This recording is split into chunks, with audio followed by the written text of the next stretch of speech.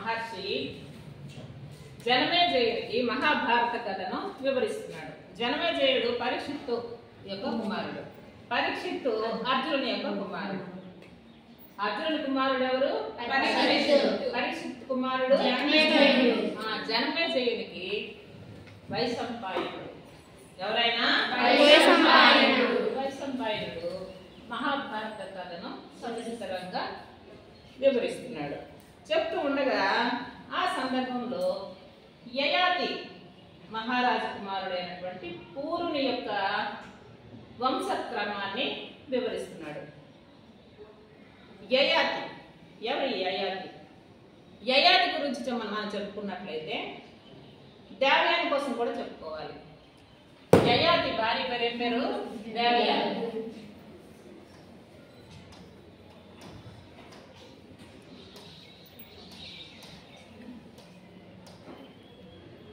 యయాతి భార్య పేరు ఏం పేరు? దేవయాని శుక్రాచార్యుని యొక్క కుమార్తె. ఎవరు కుమార్తె? శుక్రాచార్యుడు ఎవరు? రాక్షసుల రాజు.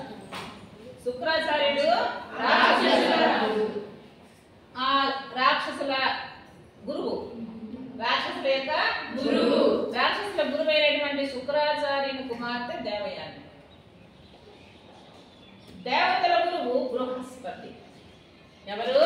బృహస్పతి. ఆ బృహస్పతి కుమారుడు పేరు కచ్చుడు. కచ్చుడు. ఈ కచ్చుడు శుక్రాచార్యుని దగ్గర విద్యలను అభ్యసించడానికి వచ్చాడు. ముఖ్యంగా ఏ విద్య అంటే మృత సంజీవని విద్య. మృత సంజీవని విద్య. ఆ విద్య కోసం వచ్చినటువంటి ఆ కచుడు ఆ గురువు గారికి శుశ్రూష చేస్తూ ఎంతో ఆయన మెప్పు పొందుతూ ఉంటాడు. మరి అన్ని గురువు గారు చెప్పినట్టు వినడం, ఆయన సేవ చేయడం, మరి ఆ విద్యలన్నీ సమయాన్ని నేర్చుకోవడం, ఇలా చేయడం వల్ల గురువు గారికి ఈ కచుడు ఈ శిష్యుడు అంటే చాలా ప్రత్యేకమైన అభిమానం ఉండేది. ఇది మిగతా శిష్యులు ఉంటారు కదా రాక్షసులు, ఆ పిల్లలందరికీ కూడా చాలా ఈర్ష్యగా ఉండేది. గురువు గారికి కచుడు అంటేనే ఇష్టం. కచుడికే అమృత సంజీవిని విద్య నేర్పిస్తారు. ఈ కచుడు వెళ్ళి దేవతలు తప్పించేస్తాడు. అప్పుడు మనకే కష్టం కదా.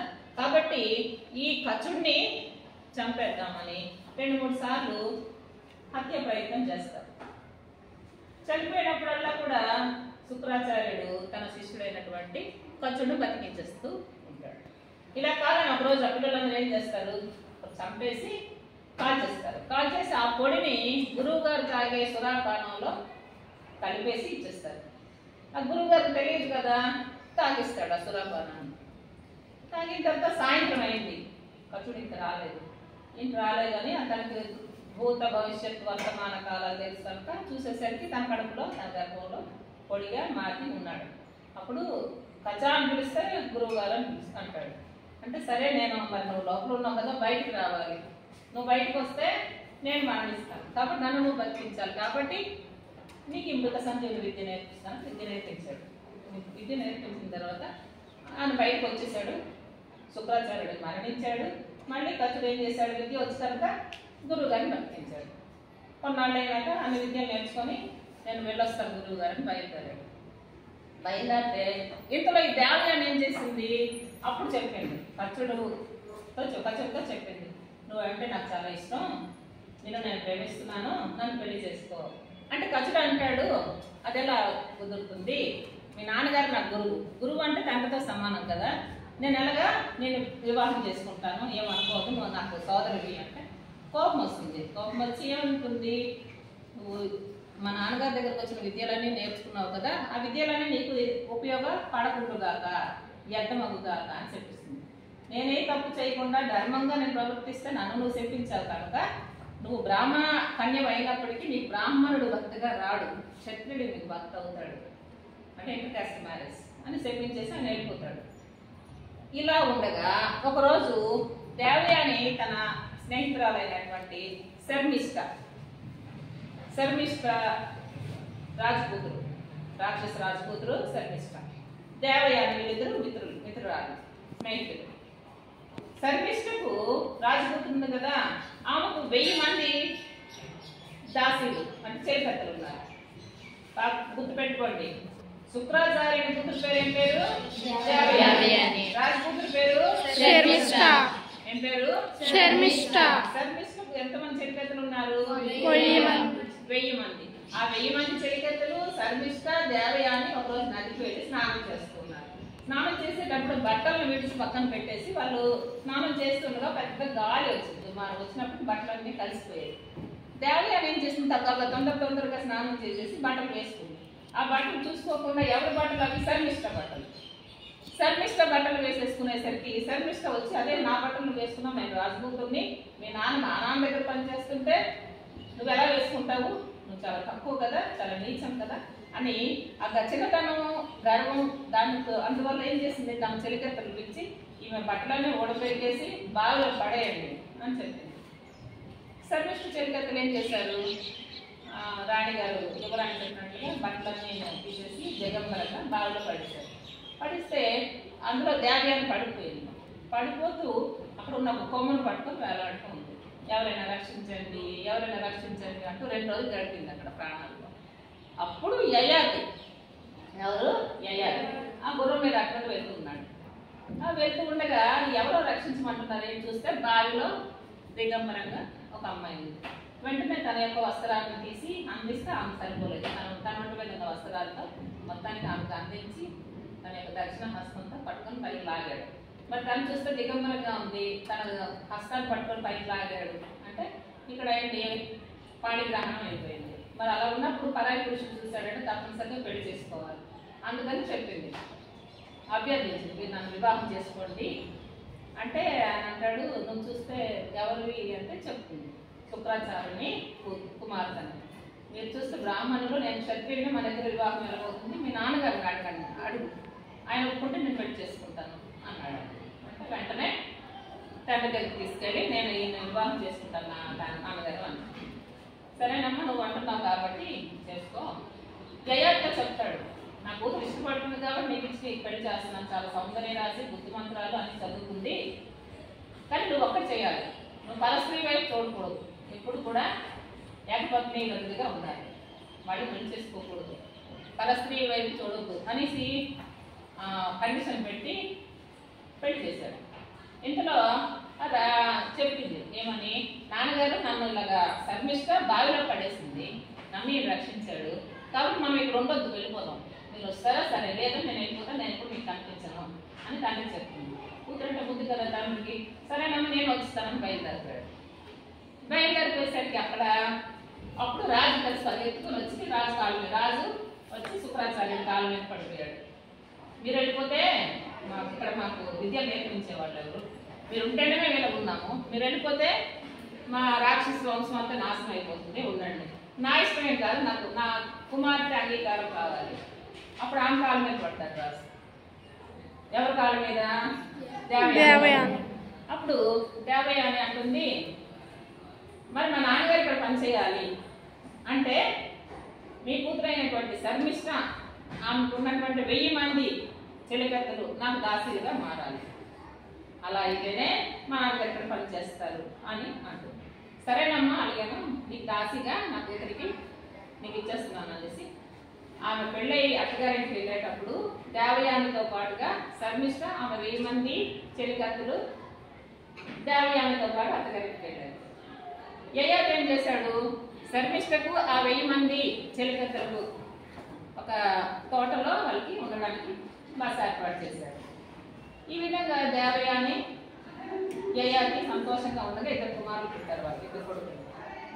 2 కొడుకులు పుట్టినాక ఒకరోజు యయాతి వనంలోకి వస్తాడు. శర్మిష్ఠ ఉన్నటువంటి ఆ వనంలోకి వచ్చేసరికి అక్కడ సిద్ధంగా ఉంది శర్మిష్ఠ.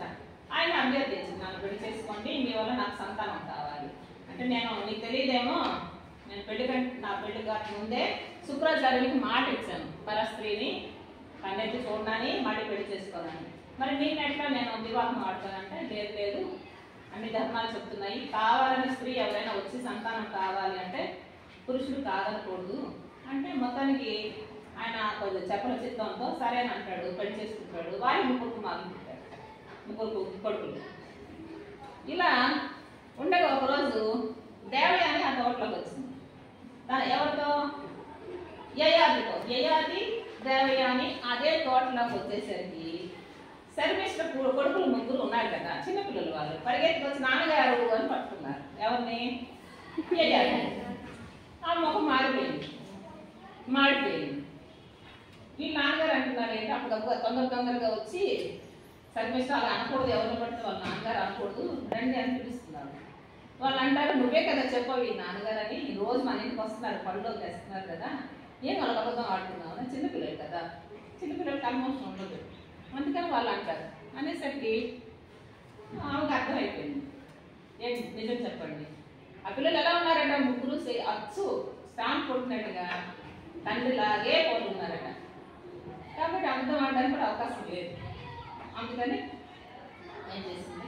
అడిగింది, నిలదీస్తే చెప్పాడు, నేను మేము అనుకోకు, ఇలా జరిగింది, నేను సర్వీస్ని కూడా వివాహం ఆడాను, ఆ పిల్లలు ముగ్గురు నా పిల్లలే.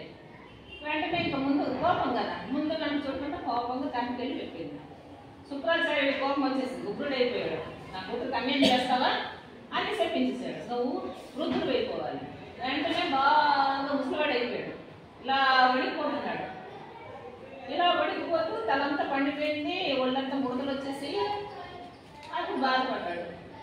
గురువర్య మీరు ఇలా చేశారు, మీరు ఇలా చేస్తే మరి నాకు చక్కగా భార్య పిల్లలతో కొన్నాళ్ళైనా రాజ్య పరిపాలన చేయలేదు, నాకు కోరిక తీరలేదు, మీరు ఇలా చెప్పిస్తారు అన్నప్పుడు దేవయానంటుంది, అదే నాన్నగారు మీరు నాకు మంచి చేశారా చెడు చేశారా, ఏదో మీ కష్టం చెప్పుకున్నాను, అంత మాత్రం నా భర్తను అలా మార్చేస్తారా అనేసి మళ్ళీ ఇద్దరు కూడా తండ్రి కాలు మీద పడేసరికి ఆయన అంటాడు, నీకు 5 మంది కుమారులు ఉన్నారు కదా, ఆ 5 కొడుకుల్లో ఎవరో ఒకరు నీకు వాళ్ళ యవ్వనత్వాన్ని ఇస్తే నీ వృద్ధాప్యాన్ని వాళ్ళకి ఇచ్చేయచ్చు అనేసి అంటే యయాతి ఏం చేశాడు? వెంటనే ఒక్కొక్కరు కొడుకులకి పిలిచాడు.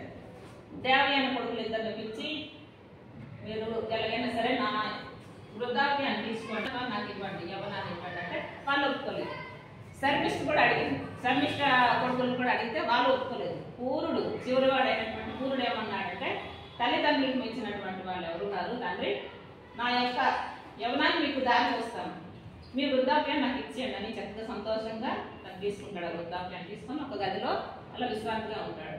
చక్కగా సంతోషంగా భార్యలతో గడిపి రాజ్యాన్ని ధర్మంగా పరిపాలించి ఎన్నో యజ్ఞాలు యాగాలు చేసి అతను తృప్తి కలిగిన తర్వాత ఒకరోజు కొడుకు వచ్చి పూరుడికి తన యొక్క యవ్వనాన్ని ఇచ్చేసి ఆ వృద్ధాప్యాన్ని తను తీసుకొని మొత్తం రాజ్యాన్ని అంతటినీ కూడా పూరుడిగా ఇస్తాడు, మిగతా కుమారుడికి కూడా.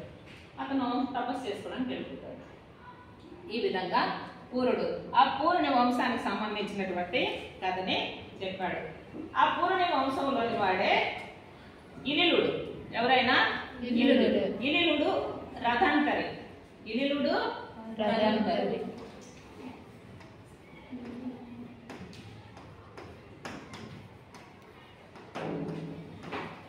పడదు. అయితే వీళ్ళిద్దరు యొక్క కుమారుడు దుష్యంతుడు. ఎవరు? దుష్యంతుడు. ఈ దుష్యంతుడు చాలా మహావీరుడు. చిన్నప్పటి నుండి కూడా పులులను, సింహాలను, శరవ మృగాలను వేటాడేవాడు. చిన్నప్పటి నుండి కూడా అంత వీరుడు. ఒకరోజు వేట కోసం వెళ్ళాడు.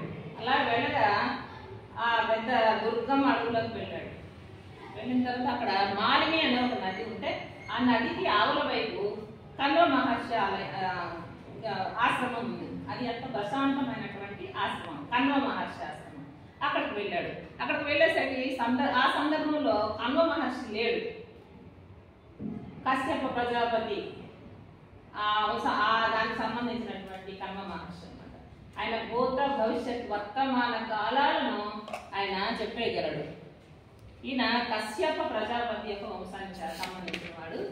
కశ్యప ప్రజాపతి వంశానికి చెందినవాడు ఎవరు? కల్వ మహర్షి.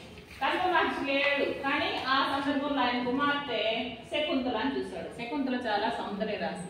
ఇద్దరికి ఒకరంటే ఒకరికి ఇష్టం ఏర్పడింది. ఒకరోజు పెళ్లి చేసుకుందాము అనుకున్నారు.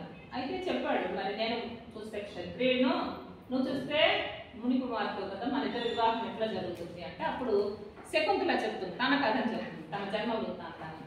ఒకరోజు వాళ్ళ నాన్నగారు తండ్రి అయినటువంటి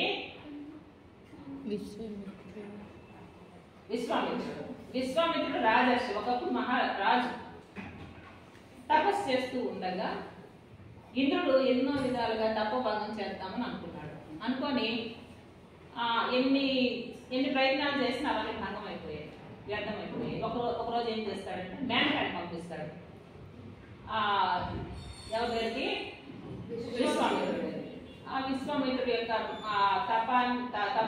తపస్సుని భంగం కానిచ్చేసింది ఎవరు? మేనక. వాళ్ళిద్దరికి శకుంతల అనే అమ్మాయి పుట్టింది. ఆ పాపని అక్కడ వదిలేసి మేనక వెళ్ళిపోతే ఆ శాకుంతల పక్షులు ఆ పాపని ఉయ్యాల వేసి ఊపుతూ ఉంటాయి. అప్పుడు అటువైపు వెళ్తున్నటువంటి కన్నుడు ఏం చేశాడు, ఆ పాప తీసుకెళ్ళి శకుంతల అని పేరు పెట్టి పెంచి పెద్ద చేశాడు. ఆ శకుంతల ఈవిడ. ఈ శకుంతల చెప్పింది, నేను రాజు కూతురునే కాబట్టి, క్షత్రియుడి కుమార్తెనే కాబట్టి మన ఇద్దరు పెళ్లి చేసుకోవచ్చు అంటే, అప్పుడు తండ్రి లేకపోయినప్పటికీ వాళ్ళు ఆయన ఉంగరాలు మార్చుకొని గాంధార వివాహం చేసుకున్నారు. ఇద్దరు వివాహం చేసుకున్నాక మామూలు భార్య భర్తల్లాగే ఉన్నారు ఇద్దరు. కొన్నాళ్ళకి ఆయన మళ్ళీ వస్తాను, నేను తీసుకొని వెళ్తాను రాజలాంఛనాలతో అని చెప్పేసి వెళ్ళిపోయాడు దుష్యంతుడు. అయితే ఆవిడ కొన్నాళ్ళకి భరతుడికి జన్మనిచ్చింది. భరతుడు పుట్టిన తర్వాత తండ్రి ఒకరోజు అంటాడు, అమ్మా మరి ఆడపిల్లలు ఎన్నాళ్ళు కన్నవారింట్లో ఉంటారు, నువ్వు బయలుదేరు, నేను పంపిస్తాను దుష్యంతుడి దగ్గరికి అంటే అక్కడ బయలుదేరి తన యొక్క కొంతమంది ముని కుమారులు ముని భామంతా వెళ్తుంది. వెళ్ళేసరికి దుష్యంతుడు చూసి, నువ్వు నాకు తెలియదు, నేను చూడలేదని అంటాడు. అంటే ఇప్పుడు ఆమె చాలా దుఃఖిస్తుంది, మొక్క ఎర్రబారుతుంది. అలా ఎప్పుడు కూడా అలా అబద్ధం చెప్పకూడదు, అసత్యం ఆడకూడదు, మన ఇద్దరం భార్య భర్తలం అనే విషయం నీకు నాకు తప్ప ఎవరికి తెలియదు, మరి అంత మాత్రాన్ని నువ్వు ఇంత అసత్యం ఆడతావా అంటుంది. ఆ సందర్భంలోనే మనకి పాఠ్యాంశం మొదలవుతుంది. సత్యం యొక్క గొప్పతనాన్ని ఎవరు చెప్తున్నారు? శకుంతల దుష్యంతుడితో చెప్పుకుంటుంది. అదే ఆ సందర్భంలో మొదలైనటువంటి పాఠ్యాంశమే సత్య ప్రాశస్త్యం.